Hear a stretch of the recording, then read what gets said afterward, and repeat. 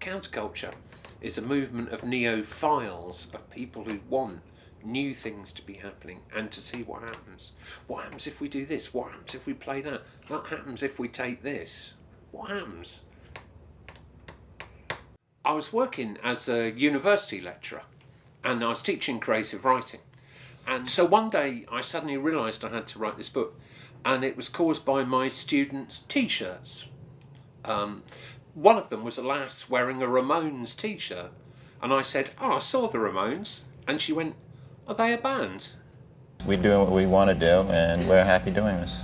Honestly, a couple of days later, a student, because I was a university lecturer, wearing a CND shirt with the P symbol on, and I went, "Yeah, CND, like, you know what I mean?" And he said, "What?" And he did not know what the symbol represented. He didn't know that there was such thing as CND. And whenever I talk to my students, I mean, one of them said to me, "Ian, you know the Second World War?" I went, "Yeah." He said, "Does that mean there was a First World War?" Right, regimental questions. Pay attention, though, the whole squad. Which is odd, because what they know about, if they know any history, is generals and wars. And broadsword calling Danny boy.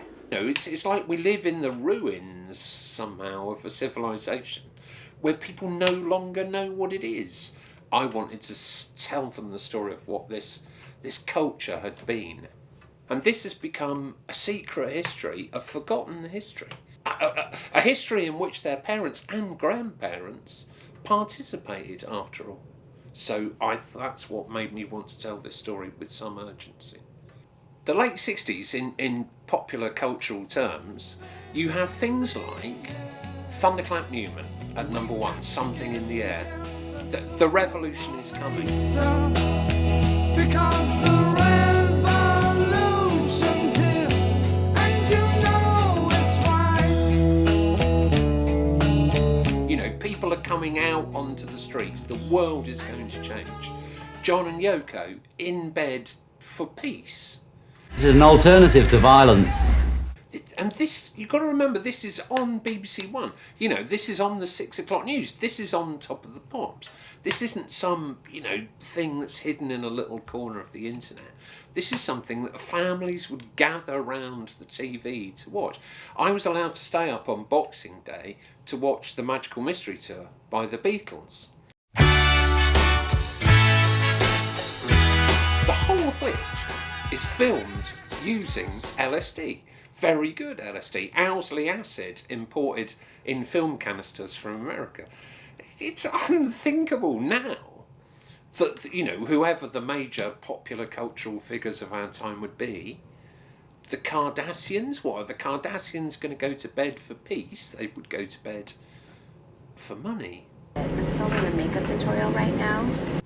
Is Ed Sheeran going to suddenly make a film on acid? He's not, is he? So those things were part of our daily life. And as growing up as kids, we wanted that. We wanted to be able to go out and see loads of eggmen and walruses wandering about. We kind of expected that. We actively expected the revolution to be coming. I think young people in particular need to know about this. My parents really disapproved of me because I took drugs and played in bands. I disapprove of young people because they don't take drugs and they don't play in bands. They're really square. If you take the hippies, for example, they were the real thing. We live in a world of teetotalers and hard-working young people sitting at computers. That is not how it's supposed to be. When you're young, you're supposed to play. The hippies were making a world where they were pushing play as far into adulthood as they could. These are the people who, in their thousands, went to India. In their hundreds of thousands, looked again at the idea of spirituality, for example, for the first time, really challenged the hegemony of Christian thought for the first time, who threw away the idea of dressing like your parents because what they were after, they wanted to change their minds. They wanted their minds to be different. The hippies are welcoming of multicultural Britain. The hippies are dancing, after all, to soul music and to reggae music. The hippies are expecting a world made of love, however stupid it might sound. Also, that hippiedom is one of the first moments where women turned round and said, "I don't think so, son." You could argue, in fact, it's the roots of political correctness, but in a good way. Political correctness is a good thing, right? We don't call people names. We want everybody to be equal. Is that you, Sambo? Hey, Eddie, do you mind? I'm in the middle of a phone call. I had the telephone first, and white takes precedence over black. The book starts in 1956, sort of, and ends in 1994. This is battered Budapest under the brutal Russian boot.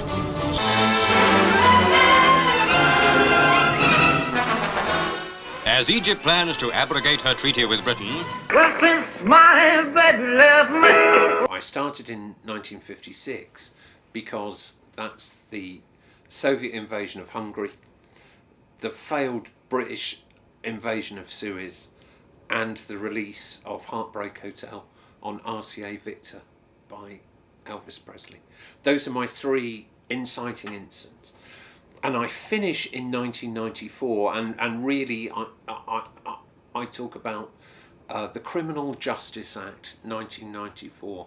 I'll get the kids excited.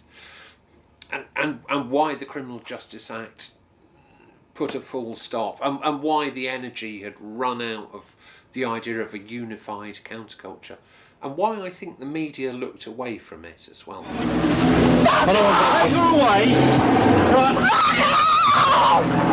That world continued. The world of the neophobe continued to exert itself. That's why this book's important, because I'm writing about culture, which we mustn't forget. Young people were out making culture. That's the point of punk. It was cheap, it was easy, go and do it. That's the point. As hippie culture started to get stale, which it did in the 70s, it renewed itself. Punk isn't totally opposed to the hippies, it's an outgrowth of it. It's a remembering of what was important in 1967 and in particular 1968. So it managed to reinvent itself in pursuit of authenticity and in pursuit of what is new. It simply is not going to work. Our society, it seems to me, isn't interested in what is new, but is interested in what is safe.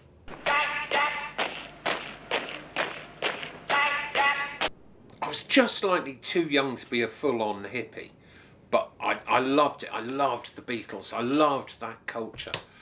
And when I was growing up, I wanted to be in that culture, but my big stroke of luck was when I was 18, it got to be punk rock.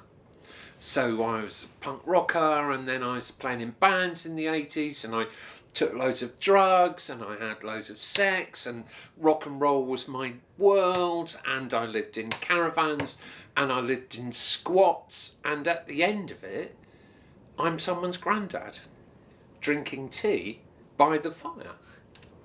Because I want to tell these stories. I want to tell this story to my grandchildren in the way my granddad told me stories about the war. I want to say, let me tell you, children, about the time when we were off our tits on acid and living in mid-Wales. It seems to me an important story to tell to young people, and that's why I wrote the book. This book is really important because we mustn't abandon history to the people who will tell you the history of this country is war and Churchill and generals and kings. The history of this country is the people who live here. And in the period that I'm writing about, 1956 to 1994, the young people of this country stepped up to it. They made history. They wanted to make the world a better place. What could be more important than that?